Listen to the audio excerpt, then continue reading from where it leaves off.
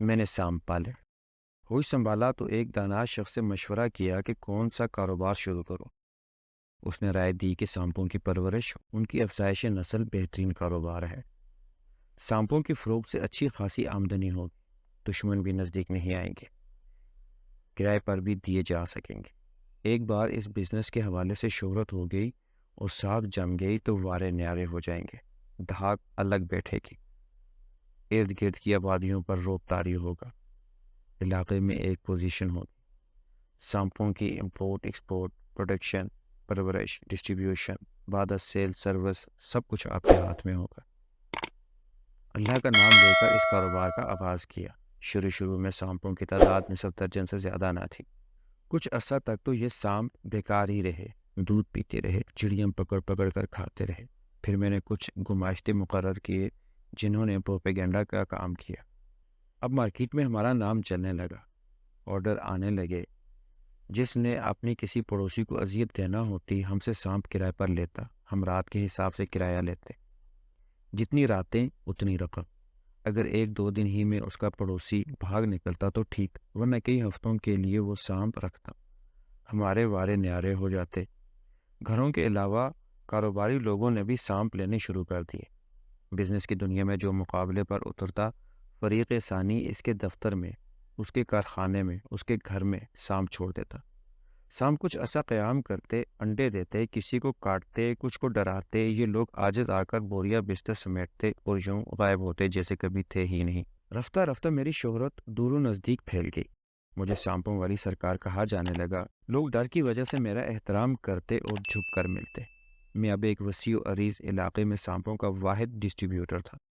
میرے سانپ تربیت یافتہ تھے، جدھر جاتے تباہی مچا دیتے۔ میں نے مزید افزائش کے لیے ایک بہت بڑا فارم بنایا، اس کا نام اردو میں سانپ گھر اور فرنگی زبان میں سنیک فارم رکھا۔ اس میں ہزاروں اقسام کے سانپ چھوڑے، ایسے بھی جن کا زہر آہستہ آہستہ کام کرتا ہے، ایسے بھی جو چند ثانیوں میں موت کی گھاٹ اتار دیتے ہیں، کچھ ایسے بھی تھے جن میں زہر نہیں تھا مگر لمبائی اور موٹائی میں حد سے زیادہ خوفناک دکھائی دیتے تھے۔ اس فارم کے ارد گرد جو زمینیں تھیں، ان کی خرید و فروخت میں نے ہونے ہی نہ دی۔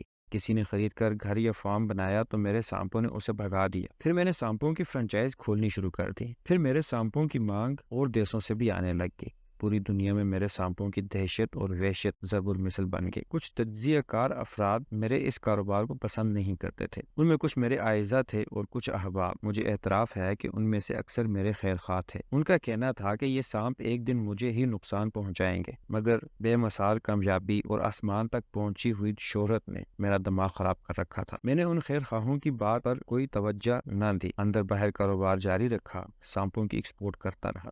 بلکہ میں نے ہمسایہ ملکوں میں سانپوں کی سمگلنگ بھی شروع کر دی۔ میرے تربیت یافتہ سانپ سرحدیں پار کرتے، تباہی مچاتے اور واپس آ جاتے۔ اس برآمدی کاروبار میں فرنچائزوں نے بھی خوب کردار ادا کیا۔ پھر بساط الٹ گئی۔ جس صورتحال سے میرے خیر اندیش مجھے ڈراتے تھے وہ سامنے آ گئی۔ بیرونی حلقوں نے میرے سانپوں کے خلاف شور مچانا شروع کر دیا۔ آہستہ آہستہ یہ شور بلند ہوتا گیا۔ ملک کے اندر بھی حالات میرے موافق نہ رہے۔ سانپوں کی فروخت، سانپوں کی برآمد، سانپوں کی سمگلنگ، سب کچھ بند کرنا پڑا۔ مگر سانپوں کو تو ڈسنے کی عادت تھی، وہ کوئی اور کام کر ہی نہیں سکتے تھے۔ چنانچہ بیکاری سے تنگ آ کر انہوں نے پلٹ کر اپنے گھر ہی کو تاخت و تاراج کرنا شروع کر دیا۔ یہ مکمل تباہی تھی۔ میرے فارم پر اب سانپوں کا راج تھا۔ انہوں نے میرے ملازم ہلاک کر دیے۔ میرے گھر والے خوف کے مارے بھاگ گئے۔ فرنچائز والوں نے کھل کر اعلان کرنے شروع کر دیے کہ ان کے کاروبار کی پشت پر بھی اصل کردار میرا ہی تھا۔ میں کسی کو منہ دکھانے کے قابل نہ رہا۔ سانپ اپنے اپنے ٹھکانوں سے نکلے اور میرے گھر، میرے میدان، غرض ہر جگہ دندنانے لگے۔ میں تباہ ہو گیا، میں برباد ہو گیا۔ اب کف افسوس ملتا ہوں مگر پچھتاوا لا حاصل ہے۔ دور دور تک کوئی جائے پناہ نہیں دکھائی دے رہی۔ کاش میں یہ سانپ نہ پالتا اور ان خیر خواہوں کی نصیحت پر کان دھرتا جو اس دن سے ڈراتے تھے۔ اب میں ایک کونے میں چھپ کر بیٹھا ہوں، نشان عبرت ہوں اور اپنی شکست کی آواز ہوں۔ کچھ سمجھ میں نہیں آتا کہ ہر طرف وحشیوں اور افریتوں کی طرح دندناتے ان سانپوں کو کیسے قابو کروں۔ اس وقت مہلک سے مہلک سانپ پالتا تھا کیونکہ دوسروں کو نشانہ بنانا تھا۔ آج میں خود، میرا گھر، میری املاک، میری تنصیبات ان مہلک ترین سانپوں کا نشانہ ہے۔ میں نشان عبرت ہوں۔ دیکھو مجھے، جو دیدہ عبرت نگاہ ہو۔ معاملے کا المناک ترین پہلو یہ ہے کہ آج مجھ سے ہمدردی کرنے والا کوئی نہیں۔ کچھ مجھ پر ہنستے ہیں، کچھ مجھے دیکھ کر منہ پھیر لیتے ہیں، کچھ مجھے خار و زبون دیکھ کر کڑتے ہیں۔ اور آہ بھر کر کہتے ہیں افسوس، اس گھر کو آگ لگ گئی گھر کے چراغ سے۔ مگر کسی کے پاس اس مصیبت کا حل کوئی نہیں۔ خدا وہ وقت نہ لائے کہ یہ سانپ مجھے ہی ختم کر دے۔ اب میں عملاً ایک جنگل میں رہ رہا ہوں، کوئی قانون ہے یہاں نہ ضابطہ۔